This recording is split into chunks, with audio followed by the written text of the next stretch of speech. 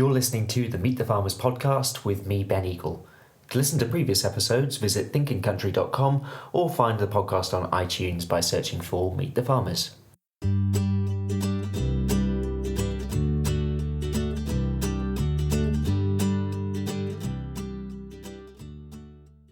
Hello and welcome back to Meet the Farmers. If you listened to the previous episode with Matt Naylor, you'll know that the next few programmes were recorded while on a road trip up to southeast Scotland. In this programme I finally make it past the border, in fact to the borders, and I'm speaking to diversified dairy farmer Jim Shanks, who farms near Hawick. So without further ado, let's get started. Hello and welcome to episode 19 of Meet the Farmers, which is coming to you from the Scottish borders. I'm here with Jim Shanks at Standhill Farm, a 500-acre diversified dairy farm producing about 2 million litres of milk per year, as well as 1,600 megawatts of electricity, 8,500 megawatts of renewable heat, and 300 tonnes of red tomatoes. That might sound strange, but you'll hear more about that later.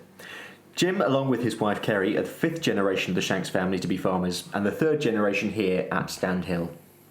At its heart, this is a dairy farm, but it's no ordinary dairy business with an anaerobic digester, a biomass plant, a woodchip boiler, and a tomato greenhouse system, all part of the mix. Jim, thank you so much for speaking to me today. You're my first Scot on the podcast. Oh, but surely not the last. I hope not.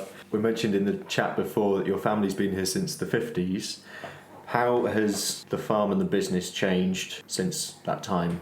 Well, I guess when my grandfather bought this farm in the 50s, that he wasn't unusual in being a dairy farm in this area, and that there was many dairy farms, small dairy farms in the neighbourhood.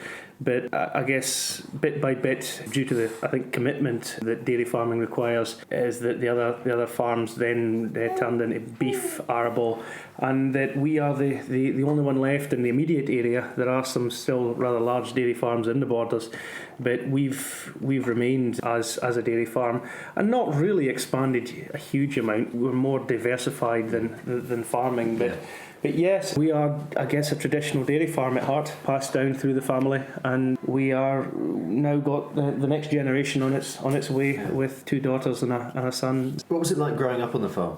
It was a rural community, so you were very much just the same as everybody else growing up. Most of my friends at school were farmers' sons and daughters, so we saw the changes growing up. But there was some things that were very special about growing up in a rural community, and I think a lot of people can relate to blocks and tractor pedals when you're 10 years old in a cut silage field learning how to drive a tractor. And our first tractor, in all directions. Yeah. I remember Dad getting our first 4-wheel drive tractor in 1985. He bought it at a farm sale in 1985, and we've still got the same tractor to this day. So again, like every other kid in a rural area, there's just certain things that you can do on a farm that nobody else gets to do, but we were very much the normal. The only thing that wasn't normal about us was that we were dairy farming, and that I hardly ever saw Dad, because he was either out by the time we were up in the morning, and he was in slightly later than we got in. But exactly what that was like growing up myself. Yeah, and my mother's she's from a dairy farm through in Ayrshire, so she knew exactly. So it was sort of taken for granted that this is the way of life that we occupied. Never really known anything else. Maybe up until now, we're maybe starting to do things a little bit different. But until then, you never thought anything about working every weekend, working into the night. It was just the done thing. Can you tell me a bit about the local area? The Borders is unique. I've been around and seen the world, and I come back and I still don't think that I've seen anywhere that's quite as different as Hawick, and it's got its positives and its negatives, and some say it's a slightly backward place, but as you get older you begin to see the positives in the local area that you grow up in.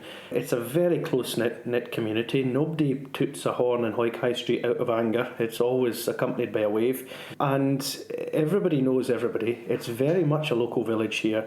Rugby is still the be all and end all in the borders, especially in Hawick.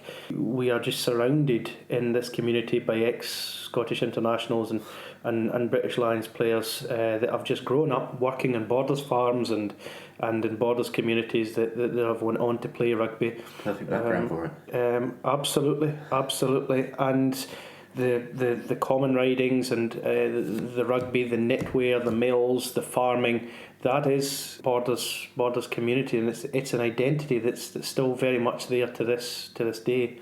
Let's turn towards your dairy. How many head are you milking, and how has that changed over the years? We're milking about 175 head, and it's not, I haven't really pushed the numbers. Dad always used to milk 144 head, and that was 72 each side. He had 72 high yielders, 72 low yielders, and if my maths are right, that'll add up to 144. And so in the early noughties, the early part of this century, I came home from college full of new ideas and crap, and decided, we've got to get bigger. We've got to, usual nonsense that goes through dairy farmers' minds. And so we put a new parlour on, we new silage pits, we converted an old shed, and we did the drastic thing of upping numbers from 144 to about 180. And that was, I guess, in 2006 that came online. And so we've kept it at that numbers. I'm of the opinion, rightly or wrongly, that increasing numbers is just increasing the size of stick to hit myself with. But as I say, rightly or wrongly, we are on a Tesco contract. Tesco are very, very good to us, and we enjoy being with them. We've been with them since 2007, but I'm not one for putting more eggs in the same basket. So a couple of years ago, you couldn't really read anything in the farming press without something being mentioned about fluctuating prices, which is really the story of dairying, year to year, season to season. Have you suffered from volatile prices in the past? Oh yeah, in the past, before the Tesco contract started, the prices were going up and down, and I think we had a family discussion, and that we kind of says, well, if the price goes below this level, then the cows are going, and it got that close. Oh yeah, it got close, and we just said that we weren't working our backsides off so that other people can make the margins out of the milk. We just, at that point, that was maybe around 2004, 2005, 2006, somewhere in about there. I can't remember the exact date. But we said there's more to life than this. There's more to life than killing yourself to produce milk for somebody that doesn't really want it. Tesco then came in, and ever since they came in, they stabilised the price, they gave us certainty, and credit must go where it's due. We've been very, very happy with Tesco, and that's where we still are to this day. So we mentioned in the introduction that this is a fairly diversified dairy farm, and I'm fascinated by the tomato operation specifically, but what came first? The idea for the tomatoes, the anaerobic digester for the slurry, or did both come into your mind at the same time in terms of how to make this work? No, I did a Nuffield scholarship in 2009, 2010. You're another Nuffield. I didn't know you were a Nuffield. Yes. I have it. Yes, everyone, so it's funny how you get around. Yeah, the funny handshake didn't obviously come through there, so I shouldn't say that. I'll get slaughtered for saying that. But I done enough for 2009, 2010, looking at energy from agriculture, and that was before sort of renewable energy became sexy. I travelled Sweden, Denmark, and Germany. I saw lots of windmills. I looked at all sorts of renewable energy, but I guessed where I thought we had most potential here on the farm and in the UK in general was wind and gas. My wife says it's my specialist subject is wind and gas. But I tried for wind turbines, and the minute I was applying for wind turbines was the minutes the councils were just pulling up the drawbridge and saying no more. So I had a bit of a predicament because I knew I could do anaerobic digestion as well, but my grid connection was way too expensive. And actually, after a lot of prolonged negotiations with Scottish Power, they managed to actually find me a grid connection that suited me. So we got the anaerobic digester through. The glass house, I guess, came from Sweden, Denmark and Germany, where I was seeing large AD plants and a glass house next to the AD plants. And I thought, well, I can understand what they're doing there. They're putting their heat and the carbon dioxide through their waste products. They're putting that through the glass house and making it productive.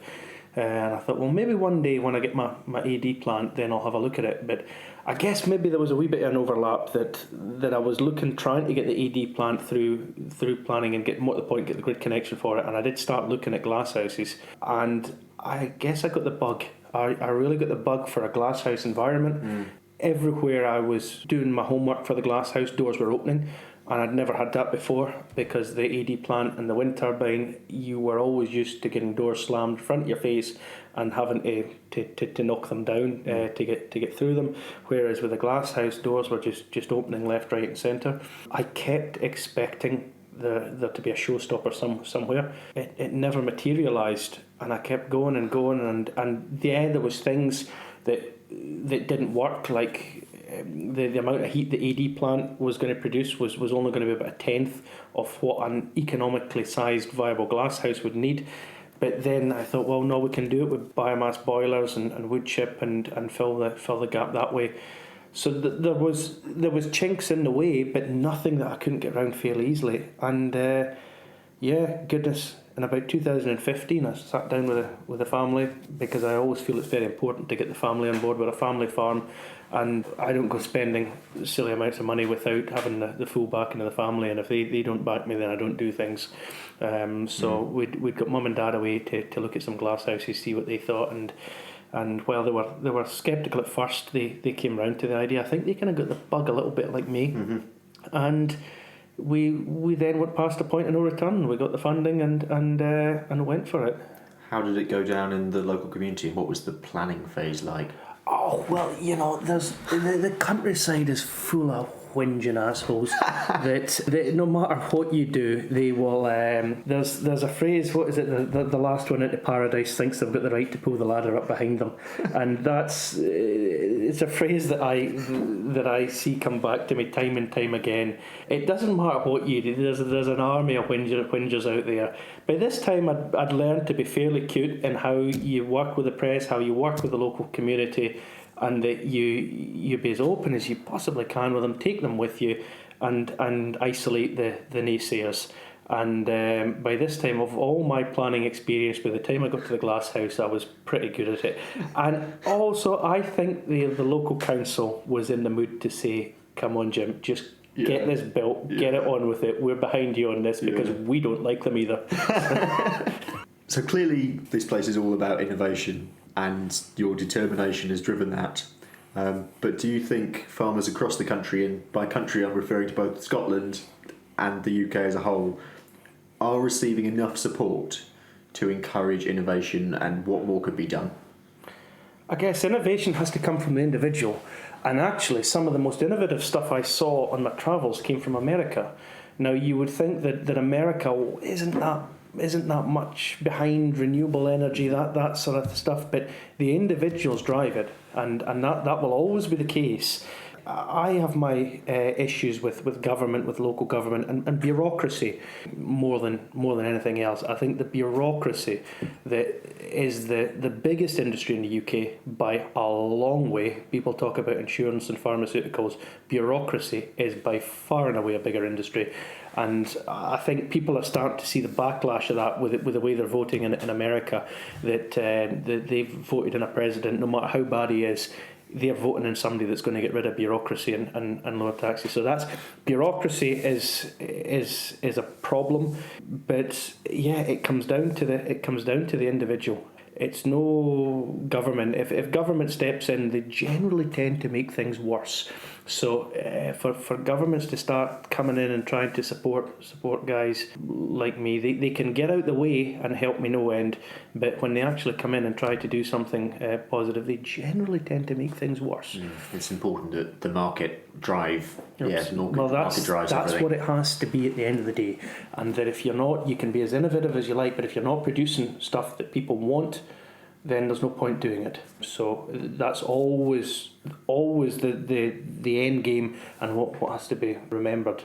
What, if anything, is holding your business back from further growth? Debt. We shall pay off a bit more before we start pushing forward. The other thing is that I've got a young family, and I don't want to be the richest man in the graveyard. So with those two things, just paying back, I think the fancy word's consolidation of debt. We're borrowed heavily, and we're a successful business. We're not a money tree, but we're a successful business, and we shall repay some of that debt, but also at times when we built the biogas, but more so the glass house and getting the glass house established, the stress has been at times unbearable. So we've got 3 young kids, and our son, last child, was just born in January. So I don't want them to say, yeah, look at all Daddy's glass house, he's an anaerobic digesters, but he's buried 6 feet in the ground just down the road. So I've got to watch those things. Oh, this is the B section now, the Brexit bit, which we've got to have someone. Relating to Scottish agriculture being dealt with as fundamentally different from the rest of the UK, do you think that's the case, and do you think that Scotland should have a special case in some sort of Brexit deal when it comes to farming, food and farming? Personally, yes, because I'm not a believer in Brexit. I think the vote was there for the wrong reason. I think it was an inward-looking vote. I think a lot of people voted Brexit because they didn't really think it was going to happen. However, I don't think that there's any appetite to reverse the decision. So in that circumstances, it just got to get on with it. I would absolutely love if Scotland got its own deal and got a slightly, shall we say, softer Brexit than the UK. I think that would really boost Scotland's economy as a hub within the UK, but within the EU as well. I think that there could be, and if that means a hard border, then that means a hard border. I don't think that will happen. I think Brexit is what it is. We've made our bed, and we've got to lie in it. The farmers take up most of your time, but do you do anything else away from farming, or go somewhere else to get your mind? You mentioned stress earlier, to get your mind away from the business.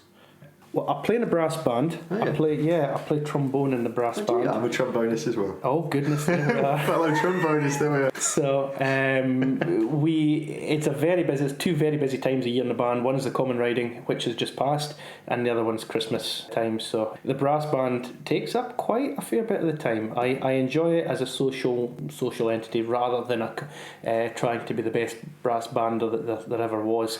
We're experiencing normal things in the brass band, trying to encourage kids in, but unfortunately I blame it on American Pie that just knocked any sort of desire of any kid that wants to play in a brass band on the head after they've watched that film. But yeah, what else to do? Oh yeah, I a couple of years ago I do directors here and there, and director of the local agricultural society and local show, and the machinery ring and all that carry on. But the other thing I did was I did a pantomime for the young farmers, and that was quite interesting. We managed not to get sued at the end of it, which was always a bonus.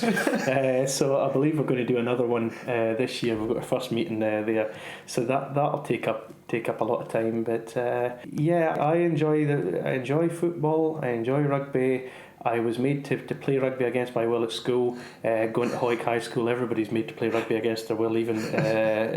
But the rugby thing, you know, if anything's accompanied by a beer, I'll show an interest in it, I guess. So. Right, I think we'll go and look at the glass houses. If that's okay. Yep, super. Just walking into the glass house now. What are the dimensions? How big is this place? 200 metres by 80 metres, so we're 4 acres. 1.6 hectare, 4 acres. And how many different varieties have been growing in here? I mean, we've got a few varieties. We break it down, really, in layman's terms, into half the glass houses in wee tomatoes, half the glass houses in big tomatoes. So within the wee tomatoes, there's baby plum that we pick loose. There's baby plum that are picked on the vine. There's cherry that's on the vine, and then there's big tomatoes which are sold on the vine for the other half. And when you started up, did you outsource the management? Did you do it in-house? Yeah, our manager's a guy called Mark Wilkinson, he's got 38 years experience in managing glasshouses. So you can imagine if you had 38 years experience managing a dairy farm, you'd know everything there is to know about dairy. So Mark came here and he knew everything there was to know. The difference between this glasshouse and any other glasshouse was that the staff knew nothing. So every member of staff that we took on under Mark had to be trained up, but it was doable. You couldn't probably do it in a dairy farm, because all the jobs kind of come at once, but in the glass house it comes job by job by job. So he had that opportunity. So that's how it's worked. And the guys now are in their second year, so they now know where they're going. They now know what the end goal is, and that they're not just doing the jobs. So I guess I would use the analogy, what is it, bricklayers and cathedral builders, that last year they were bricklayers because they just put one brick in front of the other, whereas this year they know what the end goal is, what their fruit's to look like, and so that's how they're working this year. Any big lessons learned? Oh yes. There's a few lessons that I'll put away in my back pocket.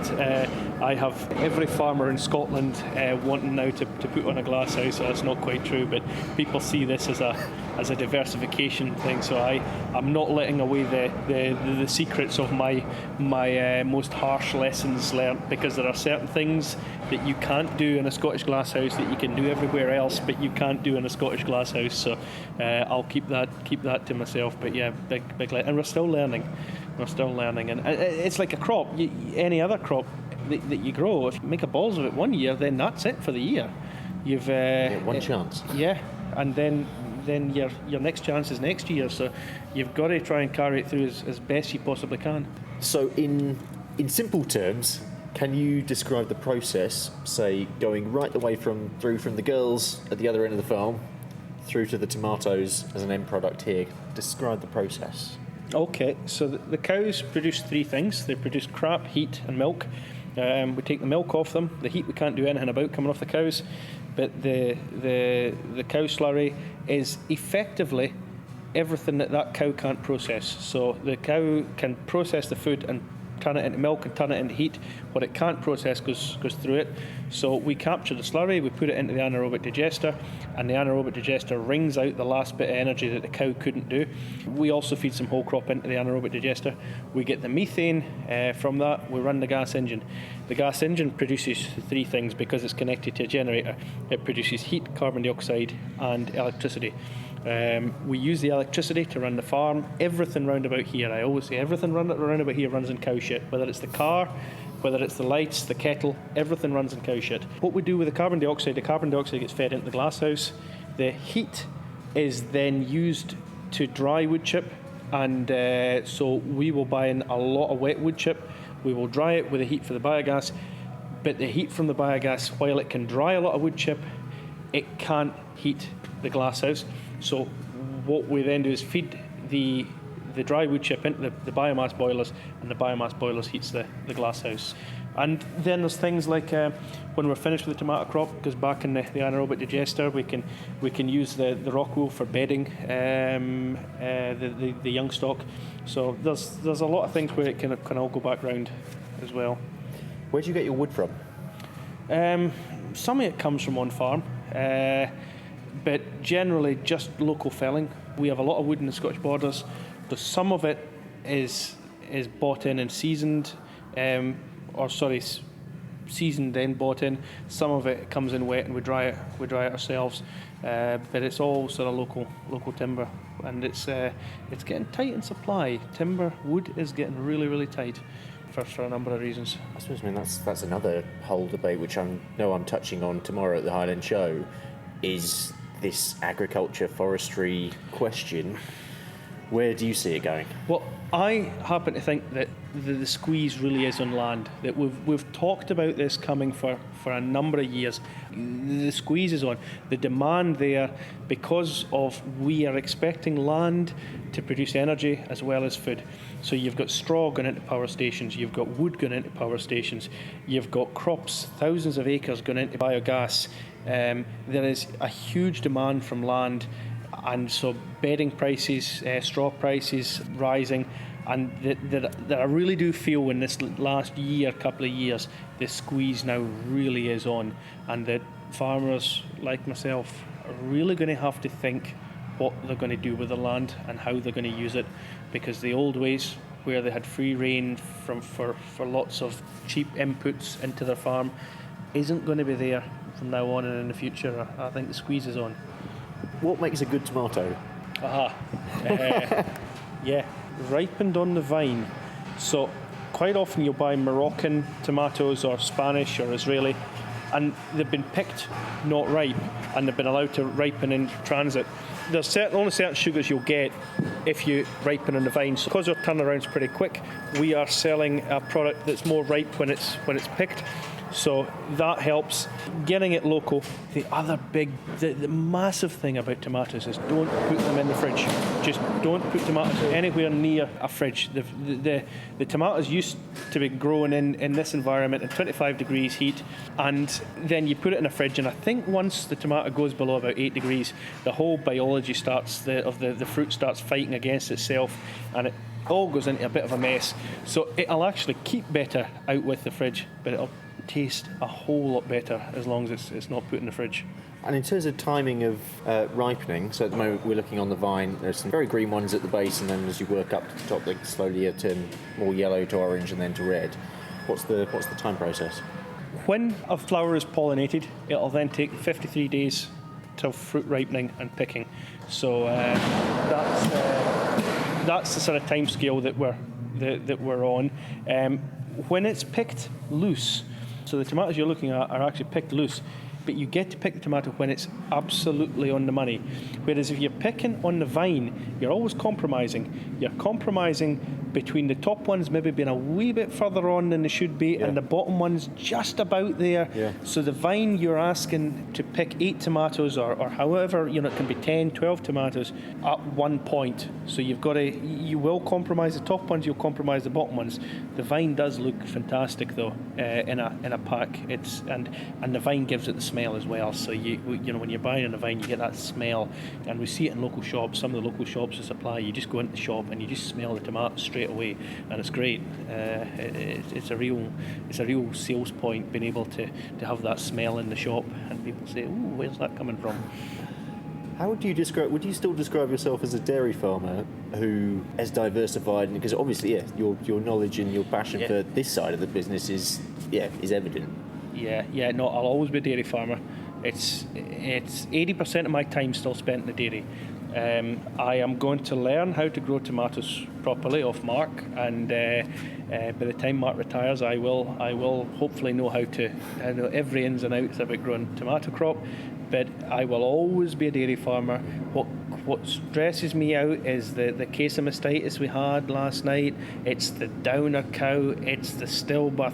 Yeah. These are the things that stress me out, and that I just get a real kick out of healthy cows producing well, looking well, and happy cows, and that'll never change. I have a massive emotional connection to the cows, and I think most dairy farmers have it. Some of them will admit it more than others, but my emotional connection is very, very strong. You're confident about the future of the dairy industry in Scotland? No. We've been given 2 things. There's 2 things that our business has thrived on over the last, say, 10 years. One is a Tesco contract. The other one is EU subsidy. And they were both given. And what can be given can be taken away. I have whispered every now and again that if it wasn't for Tesco, I wouldn't be in dairying. I'm not willing to put up with price fluctuation. As I mentioned earlier, I am not busting my gut out. Dairying, once you can do dairying, you can do anything. Once you've got the expertise, once you've got the commitment, once you've got the people management, once you've got the science behind, you can do anything. Dairying is a massively complex job. It requires that you be an electrician, a plumber, a bovine gynecologist. It's everything, and it's a lot of work. And I'm not doing that for nothing. But again, it's what given can be taken away, and it may well be. You never ever know what the future holds, and the one thing that's constant is change. So that may be the case. Well, on that somber note, I think we'll probably leave it there. But no, thank you, Jim, so much. It's been really fascinating seeing what is a complex but really linked and understandable business. Wish you all the best for the future, definitely. Thank you very much.